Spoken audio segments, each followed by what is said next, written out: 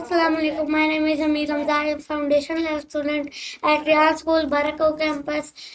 So today we will hear in Maya. So let's start. Hello Maya, how are you?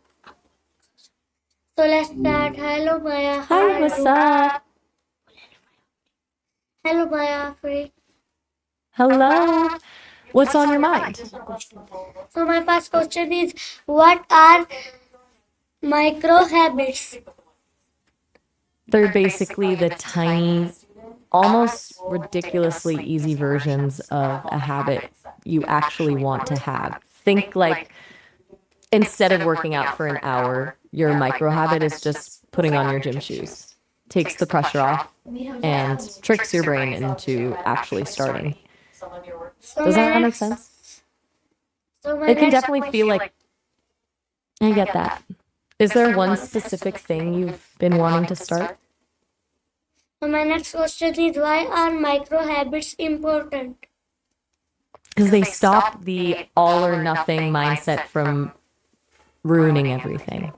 When we set huge goals, our brain often panics and chooses the path of least resistance, which is usually the couch. Micro habits bypass that fear by making the entry point so small it's impossible to fail. It builds momentum, and momentum is everything. So my next question is, how do micro habits differ from regular habits? The biggest difference is the scale of the entry point. A regular habit is the destination, while a micro habit is just the first step. Like instead of the habit of reading a book a week, the micro habit is just reading one page. One is a goal, the other is a trigger. So my next question is, can micro habits improve productivity? Absolutely. They stop you from wasting energy on the dread of starting, which is where most productivity actually dies. So my next question is, what is an example of a micro habit? The classic one is just drinking a glass of water as soon as you wake up. Or if you want to be more organized, maybe just tidying up one single item on your desk before you leave for the day. It's almost too easy, which is exactly the point. So my next question is, how long does it take to build a micro habit?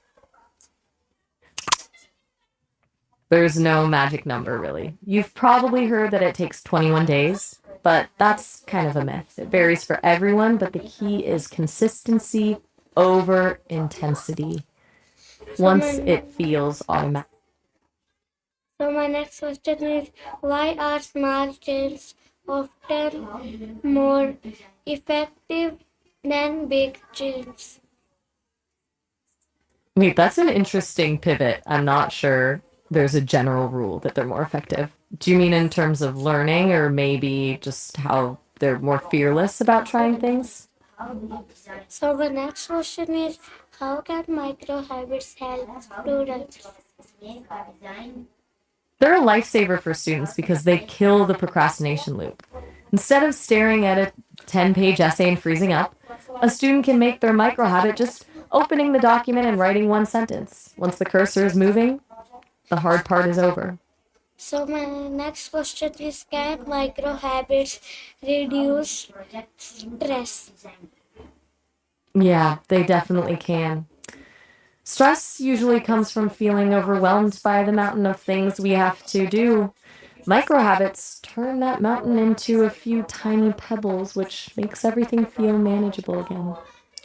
So my next question is, what role does consistency play in micro habits? Consistency is the whole game. It's what actually rewires your brain to make the action automatic. If you do it every day, even if it's tiny, you're telling your brain that this is just part of who you are now. So my next question is, how can micro habits improve health? They take the intimidation factor out of health instead of trying to overhaul your entire diet or commit to a grueling workout plan overnight. You start with something like taking a walk around the block or eating one piece of fruit. It's about removing the friction so you actually start. and then letting that small win lead to a bigger one. So my next question is, what is habit stacking? I've never actually heard that specific term before. I searched for it and it didn't really come up. Are you thinking of habit stacking? So my next question is, how can someone start a new micro habit? Pick one tiny thing you actually want to do. Then find something you already do every day, like brushing your teeth or making coffee, and tether the new habit to it. Just do that one small thing right after the existing one, and you're set. So my next question is, why do people often fail with large goals? Because they try to climb the whole mountain in one jump. Most people focus on the destination instead of the system. So as soon as they hit a bump or have a bad day, the whole thing falls apart because the goal felt too heavy to carry. So my next question is, can micro habits improve time management? I'm sorry, I didn't quite catch that. That sounded like a few different things mixed together. What were you saying? So my next question is, how do micro habits affect motivation? They basically fuel it. Most people think motivation has to come first for us to take action, but it's actually the other way around. Taking a small step, like a growth habit, gives you a win, and that win creates the motivation to keep going. It's a positive feedback loop. So my next question is, what are the benefits of reading one page a day? It kills the intimidation factor. Instead of seeing a whole book as a chore, you just focus on one page. Makes reading feel like a pleasure again rather than a task. And honestly, the momentum usually carries you into reading way more than just that one page. So my next question is, can micro habits help with fitness? Totally. It turns fitness from a daunting chore into something manageable. Like if the gym feels like too much, your micro habit is just doing 2 push-ups or stretching for 1 minute. It's about proving to yourself that you can start. So my next question is what is the easiest micro habit to start today? Yep, that's the one. You just have to pick one tiny thing and go for it. What's something small you've been thinking about trying? So my next question is, how do reminders support micro habit? Reminders are great for this because they act as the external trigger your brain needs. You can set a specific time, or better yet, a location-based one. Like having a reminder pop up as soon as you get home to do your 1-minute stretch. Do you use a digital calendar or just a notes app? Can micro habits improve mental health? Definitely. They provide a sense of control and mastery when everything else feels chaotic. Just hitting a tiny goal every day proves you're capable of showing up for yourself, which is a huge win for your headspace. So my next question is, why is tracking progress important?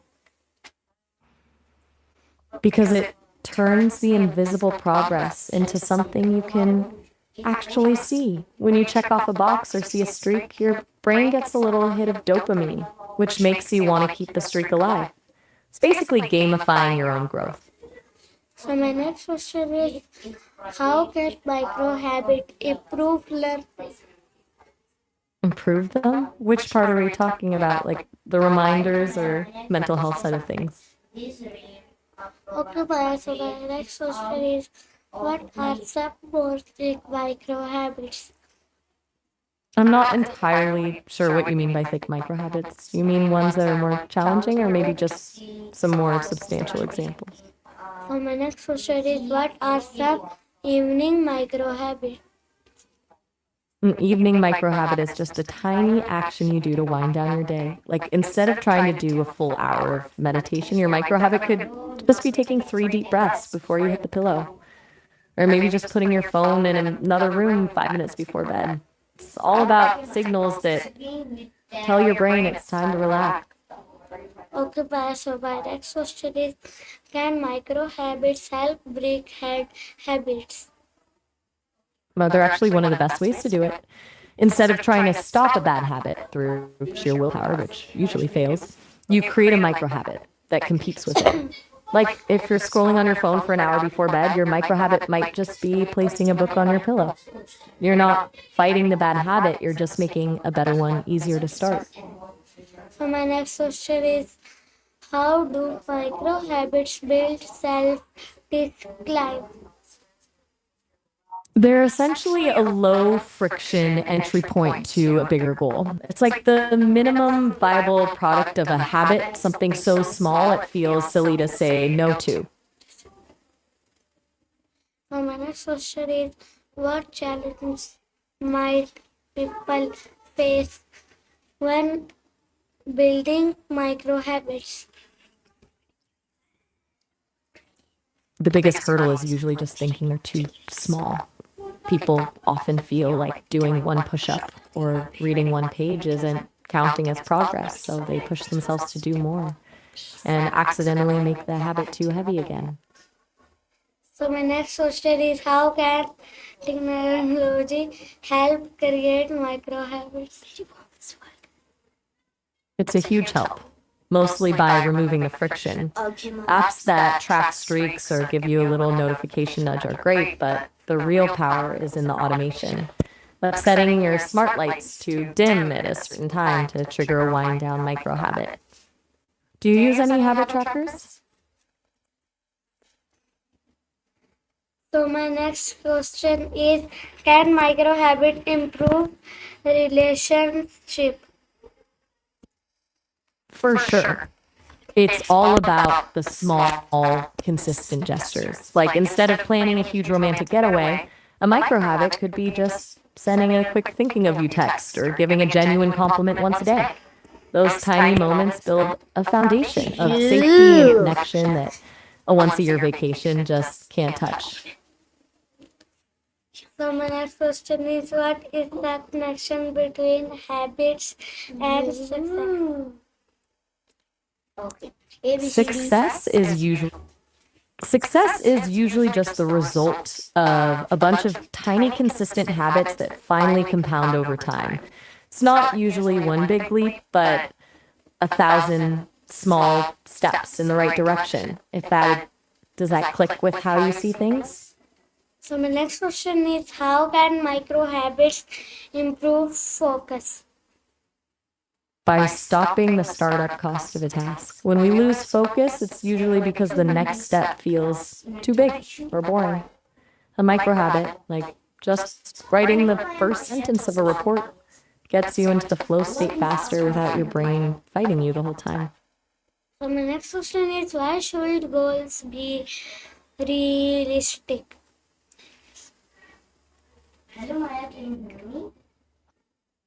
I'm still here.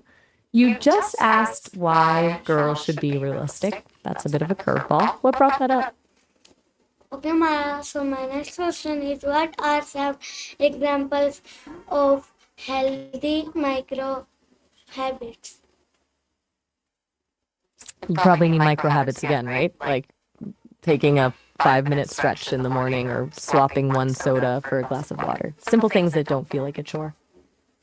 Okay, Maya. So my next question is, can writing one sentence a day become a strong habit? Absolutely. It's the perfect way to start because it removes the pressure to be great and just focuses on being consistent. Once you've proven to yourself that you can show up every day, the quantity usually grows naturally. Okay, ma'am. So my next question is, how do micro habits influence confidence? They're like a confidence engine. Every time you complete a micro habit, you're keeping a promise to yourself. Those tiny wins stack up, and eventually you stop seeing yourself as someone who tries to do things and start seeing yourself as someone who actually does them. Okay, ma'am. So my next question is, what is a question habit? You had it. I'm listening. next question is, can micro habits improve final habits? They're essentially the once you've mastered the tiny version, the real habit just feels like a natural extension of it. It's way less scary to go from one push up to 10 than it is to go from 0 to 50. Okay, Maya, so my next question is, why is practice important when building habits? Because it's how you build the neural pathways in your brain. It's like carving a path through a forest. The first few times are a struggle, but the more you walk it, the easier and more automatic the path becomes. That's how a conscious effort eventually turns into an automatic habit. My next question is, how can micro habits support personal growth? They basically clear the path for long term health instead of trying to fix everything at once, which usually just leads to burnout. You use micro habits to build a foundation of small wins. It's like planting seeds. One tiny change. So my next question is, what are the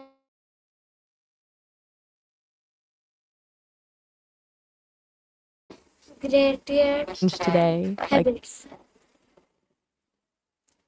I'm still here. You're jumping around. Who's Bix? So my next question is, can micro habits improve communication skills? For sure. Something as simple as making eye contact for 2 seconds more than usual or committing to one genuine compliment a day can totally shift how you interact with people. It's way less intimidating than trying to be a better communicator overnight. Okay, so my next question is, how can my network issue? So let's start. What's up? So my next question is, how can someone stay committed to a micro habit? Consistency is the toughest part. Usually, the secret is making the habit so ridiculously small that it's almost impossible to fail. So Have my you next- tried tying it? So my next Wait, question your is, neck? what happens when a micro habit is skipped? The world doesn't end, which is the good news. The real danger isn't the missed day, but the all or nothing mentality that tells you to just give up because you broke the streak. Do you think you're the type to be hard on yourself when things slip? So my next question is, how can reverse reinforce micro habits? Reverse.